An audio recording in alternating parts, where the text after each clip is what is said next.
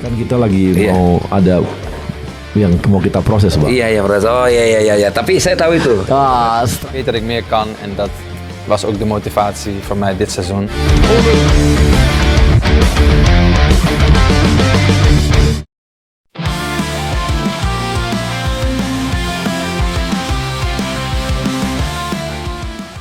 Naturalisasi. Meskipun masih cukup banyak yang skeptis sama istilah ini, namun jika semua dikelola dengan tujuan positif, sebenarnya nggak ada masalah.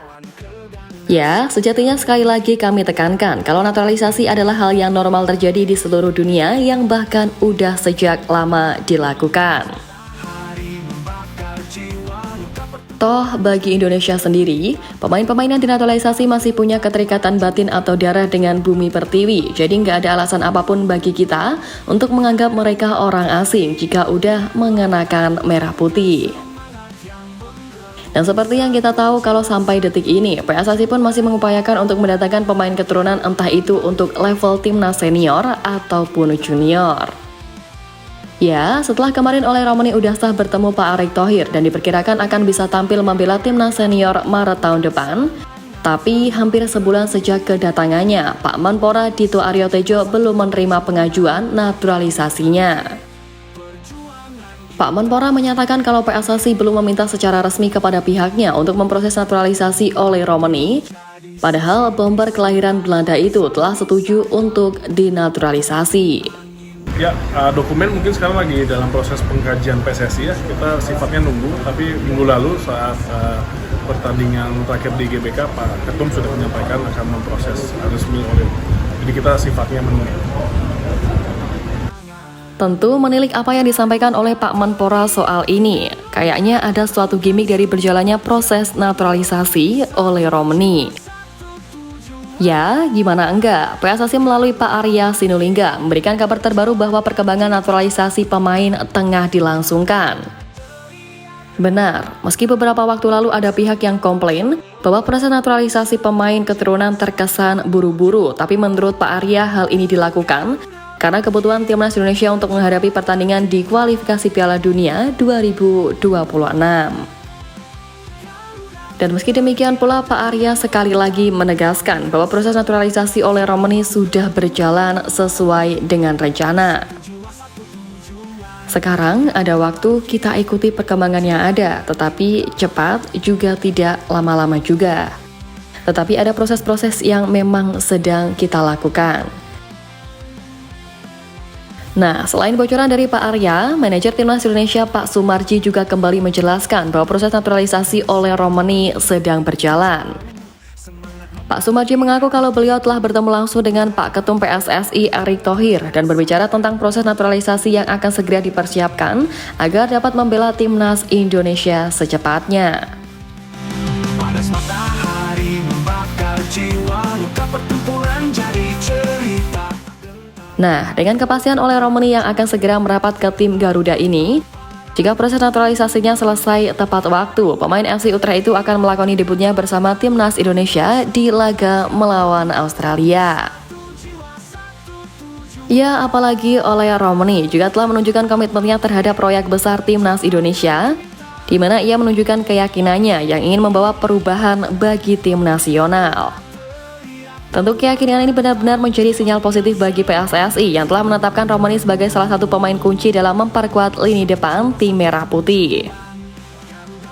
Bahkan Pak Erick Thohir pun juga menyatakan optimisme bahwa kehadiran oleh Romani dapat menjadi solusi atas kekurangan di lini depan timnas. Ya, sebagai informasi bahwa sang striker yang bermain di FC Utrecht di Liga Belanda itu memiliki catatan musim ini berupa 12 penampilan dengan 2 gol tanpa assist. Walaupun statistik tersebut belum mencerminkan performa optimal, tapi Romani diyakini mampu berkembang pesat di bawah bimbingan pelatih Sintayong. Bahkan menurut laporan dari Transfermarkt, kehadiran oleh Romani sebagai striker utama dapat mempengaruhi strategi permainan timnas Indonesia sendiri. Ya, kemampuan fisik dan naluri mencetak gol Romani membuat formasi tim kemungkinan akan disesuaikan untuk memaksimalkan potensinya sebagai ujung tombak. Romani pun diyakini akan memberikan warna baru bagi lini serang timnas Indonesia Sebab sebagai pemain yang berpengalaman di Liga Eropa, ia bakal membawa kualitas dan mentalitas kompetitif yang dapat meningkatkan daya saing timnas di kancah internasional. Teriak dengan lantang, bangunkan semangat yang menggebu. Satu jiwa, satu. Ya, sampai detik ini mungkin masih banyak pihak yang nggak menyangka kalau Indonesia mampu berada di posisi sekarang. Bahkan masih banyak pula media-media asing yang meragukan kalau Indonesia mampu bersaing dengan 3 tim langganan Piala Dunia di grup C, yang mana Garuda hanya disebut sebagai tim pelengkap di ajang kelas dunia ini. Tapi dengan mantapnya Indonesia yang kini duduk di posisi ketiga klasemen, tentunya ini mampu mematahkan anggapan-anggapan miring serta prediksi yang ada. Nah, sejalan dengan itu, sejatinya apa yang terjadi pada tim Garuda ini juga tak terlepas dari banyaknya peran pemain keturunan yang pulang membela tanah leluhur. Kehadiran pemain top Eropa seperti Jay Izzes, Maarten Paes, Kelvin Verdonk, dan semuanya benar-benar memberi efek nyata pada permainan tim Garuda era sekarang, yang mana karena inilah Pak Erick Thohir bak memperbanyak jebakan berbahaya lewat naturalisasi kilatnya. Memang Pak Erick menekankan bahwa percepatan proses naturalisasi ini bukanlah hal yang spesial. Menurutnya ini sebuah langkah fleksibel yang mempertimbangkan kebutuhan tim nasional Indonesia menjelang kualifikasi Piala Dunia 2026. Media-media di Italia juga jadi dibuat yakin kalau progres Indonesia ini memang gak main-main.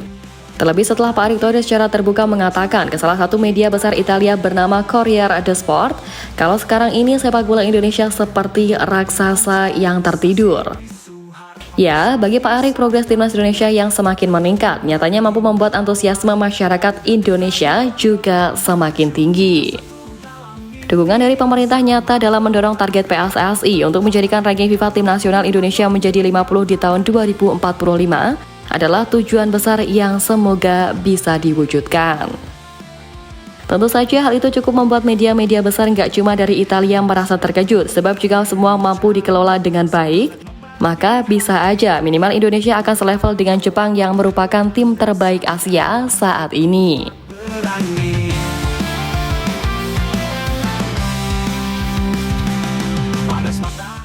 Ya, peningkatan signifikan yang dialami tim Merah Putih buntut jebakan naturalisasi ala Pak Erick Thohir juga terbukti sempat membuat si negara tetangga rempong Vietnam tercengang. Menilik ke belakang pada proses naturalisasi Miss Hilgers dan Eliano Reinders yang hanya berlangsung selama 24 hari, membuat media asal Vietnam yakni Soha tercengang akan hal ini dan menjelaskan bahwa Indonesia benar-benar makin perkasa. Bahkan saking tercengangnya dengan naturalisasi ini, mereka sampai salah menyebutkan waktu yang dihabiskan oleh PSSI, di mana menurut media tersebut, proses naturalisasi Hilgers dan Reinders hanya memakan waktu selama 1 pekan.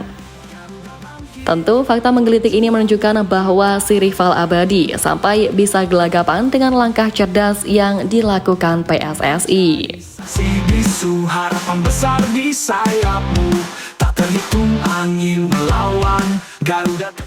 Ya, terlepas dari apapun, Pak Erick Thohir masih akan melakukan penambahan pemain dari Eropa yang mana secara kualitas harus lebih teruji dan berpengalaman. Selain itu, perbaikan sistem pembinaan dan juga liga bakal dilakukan karena tujuannya jelas, yakni bersaing dengan tim elit Asia untuk kemudian mencoba menembus level dunia. Pokoknya tetap semangat semua elemen timnas dan sepak bola Indonesia. Kami yakin kalau ke depannya Indonesia bisa jadi negara yang enggak terbelakang lagi soal sepak bola. Semoga saja semua juga bisa dikelola dengan benar. Kemenangan.